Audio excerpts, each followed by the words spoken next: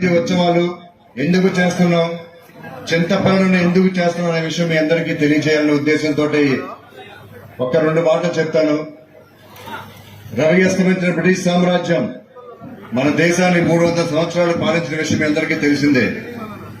ఒక దేశం యొక్క గొప్పతనం తెలియాలి అంటే ఆ దేశంలో ఉన్న ధనికులు కాదు, ఆ దేశంలో ఉన్న పేదరికం కాదు, ఆ దేశంలో ఉన్న విద్యావేత్తలు కాదు, ఎవరో కాదు, కానీ ఆ దేశం కోసం ప్రాణత్యాగం చేయడానికి ఎంతమంది ఉన్నారు అని చెప్పేది ఆ దేశం యొక్క గొప్పతనం.